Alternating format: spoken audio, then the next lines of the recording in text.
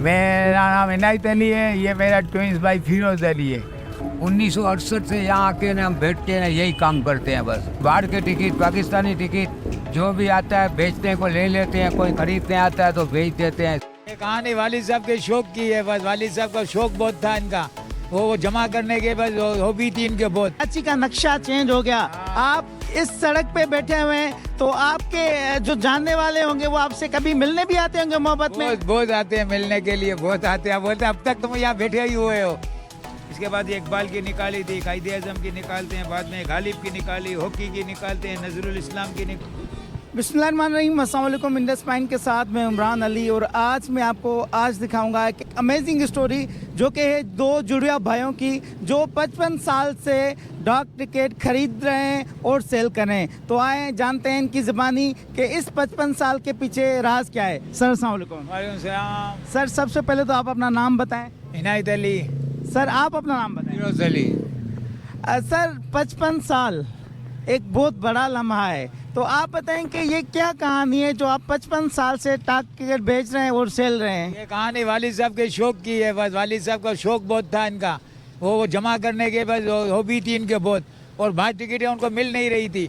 फिर उन्होंने कहा अपन यहाँ बैठते हैं फुटपाथ के ऊपर, यहाँ से खरीदते हैं, मैं अपने शौक की टिकट निकाल लिया करूँगा, बाकी की सेल कर लिया करूँगा।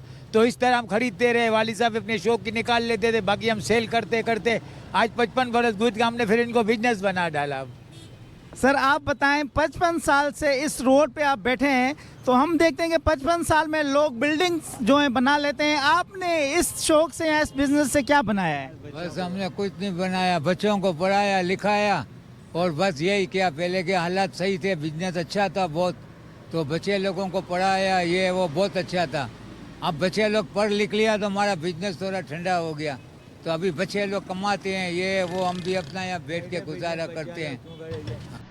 इसके बाद इकबाल की निकाली थी, कायदे आजम की निकालते हैं, बाद में गालिब की निकाली, हॉकी की निकालते हैं, नजरुल इस्लाम की निकाली। इसके बाद ये आरसीडी की निकाली है, एक्सपो सेनवेयर निकाली है, IBRCD की निकालते गए, ये भी RCD की निकाली है, इलेक्शन की निकाली है, ये सोविनियर शीट निकाली थी UPU की, और ये मोनार्की की शीट निकाली थी, स्टैंप भी निकाली थी, स्पेशल सोविनियर शीट निकाली थी। ये निकाली थी उस वक्त, इसकी कीमत 65 पैसा था, आज इसकी कीमत भी 500-500 700 रुपये। इसके बाद ये निकालते जाते थे, जिस तरह ये UPA की मोनार्की की शीट निकाली, ये कॉन्फ्रेंस की निकाली है शीट, सोविनियर कॉन्फ्रेंस की।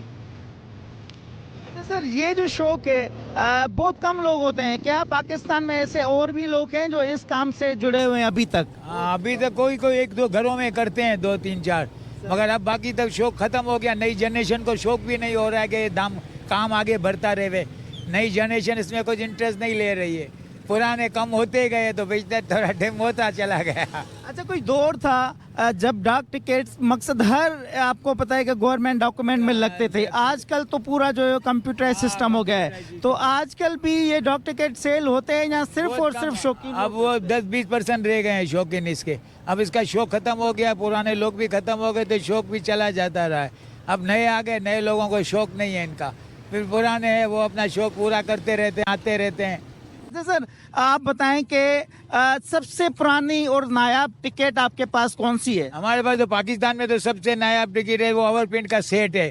जब हमारे पास पाकिस्तान में बना तो टिकटें नहीं थी, तो इंडिया की टिकट पे वो पाकिस्तान स्टैम्प लगा के ना सेल होती थी वो, तो उसको वो मखसूस तादाद में है, तो इस वक्त उनकी काउंटेड कीमत अच्छी है। मतलब उनका 19 टिकट का सेट इस वक्त 20 से 25 हज़ार रुपये का है। और सबसे ज्यादा महंगे से महंगी टिकट आपके पास कौन सी है? एक टिकट में देख रहा था जो कायदे आज़म के गोल्ड की बनी हुई थी, वो क्या है? वो गोल्ड की निकाली हुई थी, वो भी इस वक्त 10 रुपए की इशू की थी, और इस वक्त भी वो 500 रुपए की सेल हो रही है। सबसे महंगी टिकट आपके पास कौन सी है? सबसे जो मकसद लाखों में जाए या कई वो ऐसी कोई भी नहीं है, ऐसी अब तक कम आई है, उसकी तादाद मखसूस होती है, वो अब तक हथे नहीं आई है। 10-20 हज़ार तक की आ गई थी, वो सेल की हुई है हमने।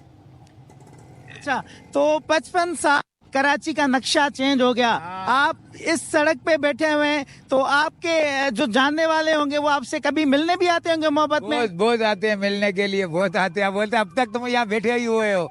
बस यही तरक्की की, लोगों ने दुकानें बनाई, हम लोग ने बच्चों को पढ़वाया बस आगे। तो ये एक अमेजिंग स्टोरी है। तो मुझे ये बताएं कि आप यहाँ पे 55 साल से बैठे हुए हैं, तो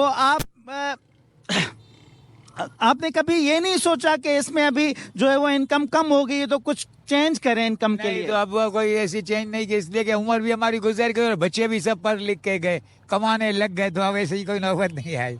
तो आप क्या समझते हैं कि ऐसे तारीखी काम जिस तरह आप कर रहे हैं, इस तरह नौजवानों को भी मैसेज दें कि आप सिर्फ बिजनेस नहीं करें, मेरे हिसाब से एक बड़ा तारीखी काम भी करें और पाकिस्तान की तारीखी चीज़ों को आपने जो जमा करके रखा है, तो आप नौजवानों को क्या मैसेज करने चाहेंगे कि इन चीज़ों की कदर करें? गवर्नमेंट तो इनको इंटरेस्ट करेगा, आगे इसको काम को बढ़ावे, बच्चों में लोगों में इंटरेस्ट हो तो अब ये काम आगे बढ़ेगा। लेकिन अब बच्चों को इंटरेस्ट है ही नहीं, टाइम नहीं है बच्चों के पास, तो इसको आगे बढ़ाने का मुझे नहीं लगता है कि हो जाए। अच्छा, जिस तरह गवर्नमेंट के म्यूजियम है, नेशनल म्यूजियम है और दूसरे और म्यूजियम है, उनके पास ऐसा कोई सेक्शन है जिसमें इतनी तादाद में डाक टिकट? इतनी तादाद में नहीं, मगर थोड़ी तादाद में रखी होगी, इन्होंने म्यूजियम में रखी हुई है थोड़ी तादाद में। अगर आप वाले ने या फिलाटेली वालों ने थोड़ी रखी हुई म्यूजियम में। तो अच्छा, अगर आपसे कोई गवर्नमेंट कांटेक्ट करे कि आपकी मदद चाहिए, तो आप क्या एग्री होंगे इस काम को आगे बढ़ाने के लिए किसी म्यूजियम में सेव करने? तो उम्र भी इतनी हो गई, अब तो इसको बढ़ाने के लिए इतनी उम्र नहीं रही, लोगों में इंटरेस्ट नहीं रहा, पहले से बढ़ता ये काम तो चलता रहता। तो अभी मकसद आप क्या समझते हैं कि इस काम को आगे कंटिन्यू करेंगे या अभी इसको खत्म करेंगे? नहीं, हमारे बाद ये काम खत्म हो जाएगा हमारे लिए, और कोई चालू कर लेगा हमारे लिए खत्म हो जाएगा, क्योंकि हमारे बच्चे सब पढ़े लिखे इस काम में आएंगे नहीं। वो तो चार्टर्ड अकाउंटेंट ने CA किए हुए हैं, तो इस काम में नौबत में आएगा नहीं, और अब इस काम में गुजारा भी मुमकिन नहीं है। अब ये टाइम पास हो सकता है मगर गुजारा नहीं हो सकता है इसका। अभी ऑफिशियल डॉक्यूमेंट में जो परसेंटेज है, कितने ऑफिशियल डॉक्यूमेंट में डाक टिकट लगती है? नहीं, ऑफिशियल हमारे पास डाक में लगने वाली है, डॉक्यूमेंट में लगने वाली स्टैंप नहीं होती है। डाक में लगने वाली टिकटें होती है, डाक में लगती जो इस्तेमाल होती है ना, वो हम नहीं सेल करते हैं। जो डॉक्यूमेंट में लगती है वो हमारे पास अवेलेबल नहीं होती है, न सेल होती है, न गवर्नमेंट का अलाउ होता है सेल करने का, वो गवर्नमेंट सिटी कॉर्पोरेट से सेल होती है। चलिए sir, thank you so much. तो जनाब, आपने देखा कि ये दो जो जुड़वा भाई हैं 55 साल से कराची में डाक टिकट सेल कर रहे हैं, और मेरे ख्याल से एक अमेजिंग स्टोरी है। आज का प्रोग्राम यहाँ पे खत्म करते हैं, इंशाल्लाह किसी और दिन किसी और ब्लॉग के साथ मिलेंगे। अपना बहुत सारा ख्याल रखें। अल्लाह हाफिज।